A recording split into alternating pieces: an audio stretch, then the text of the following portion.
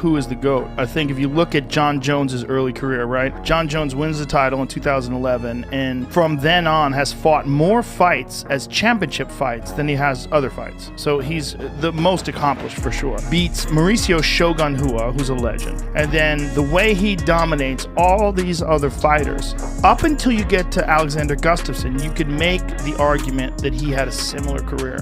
You could make the argument, like if you look at Ultimate Fighting Championship atau UFC merupakan rumah bagi gladiator terbaik dunia di era modern.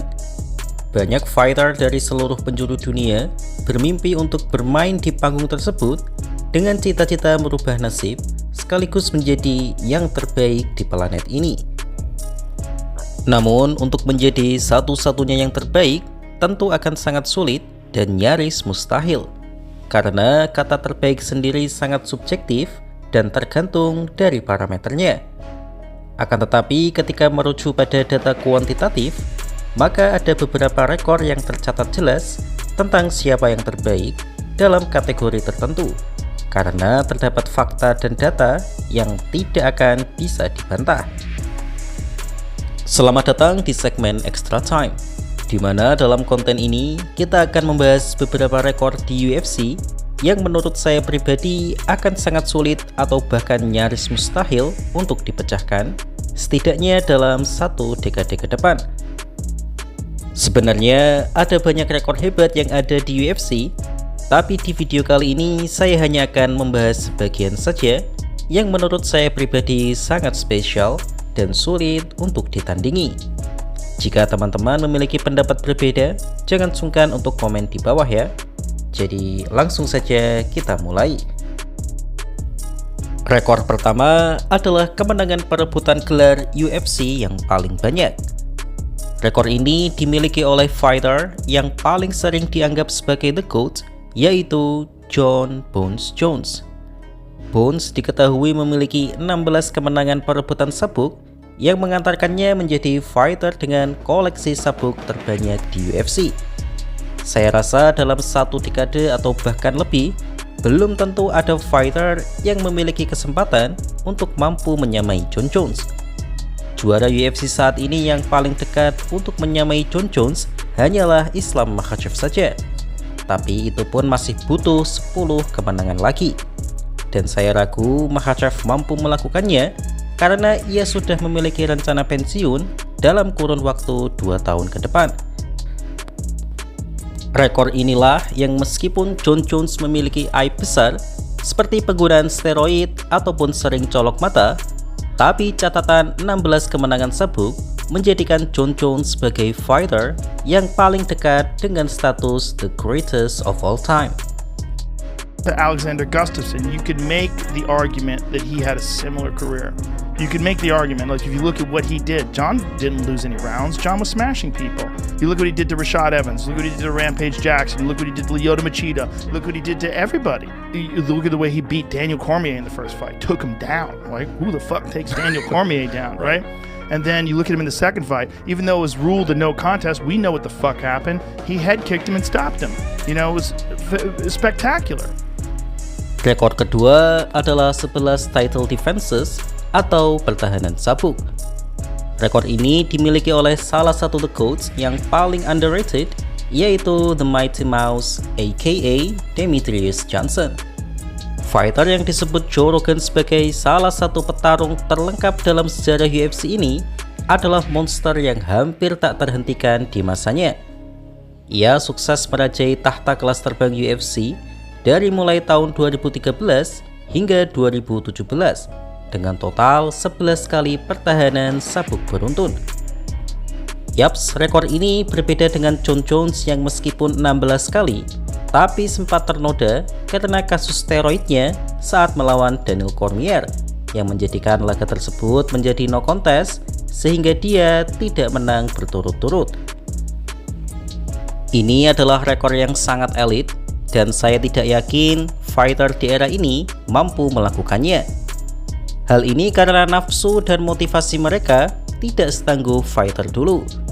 Juara zaman sekarang baru memiliki 4 atau 5 title defense langsung ingin naik kelas. Bahkan ada yang 1 title defense saja langsung ngebet naik kelas 2 kali lagi.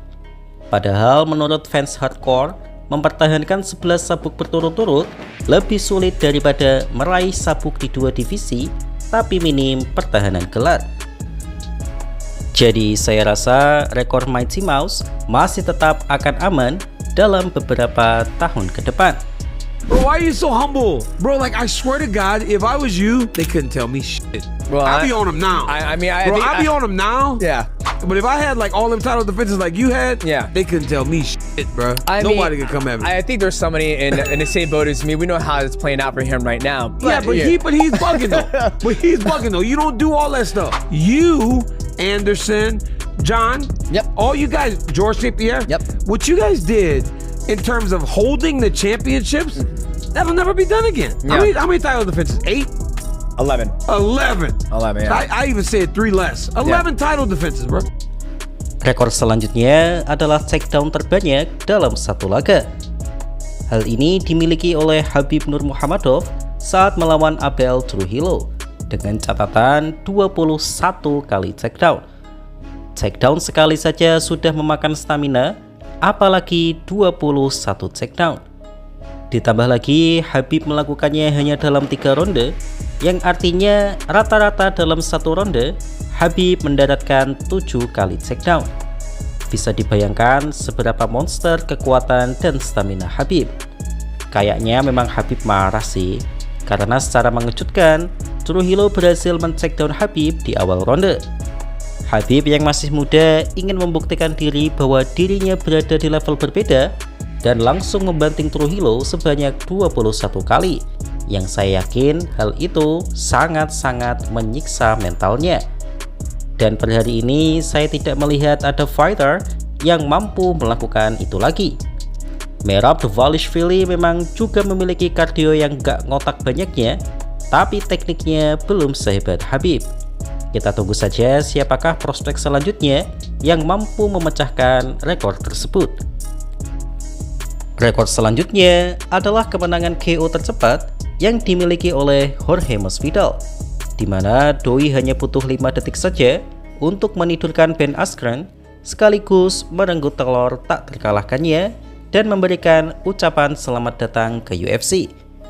Flying knee yang sampai sekarang masih sangat ikonik ini memang sangat spektakuler. Meskipun banyak orang yang mengatakan itu keberuntungan, tapi saya sama sekali tidak peduli, karena faktanya Jorge memang mempersiapkan dengan sangat baik. Mungkin benar ia tidak berekspektasi bahwa serangannya akan langsung menidurkan Askren, tapi serangan lututnya memang bagian dari serangan pembuka yang sudah direncanakan, bukan keberuntungan. Dan saya rasa itu juga tak akan terpecahkan dalam waktu dekat. Sebenarnya ada rekor hampir mustahil lagi yang bisa dipecahkan, yaitu kemenangan 16 kali beruntun di UFC yang dimiliki oleh Anderson Silva dan Islam Makhachev.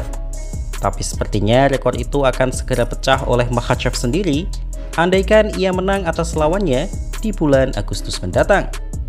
Yang ingin saya tegaskan adalah untuk menang 16 kali beruntun di panggung sebesar UFC adalah hal yang sangat-sangat sulit.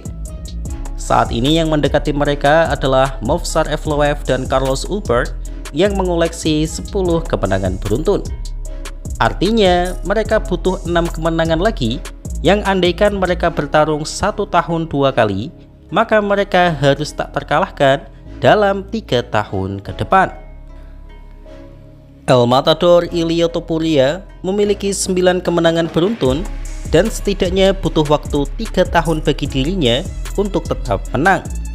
Pertanyaannya adalah, mampukah mereka melakukan itu dengan konsisten melawan fighter yang lebih siap dan usia mereka juga bertambah?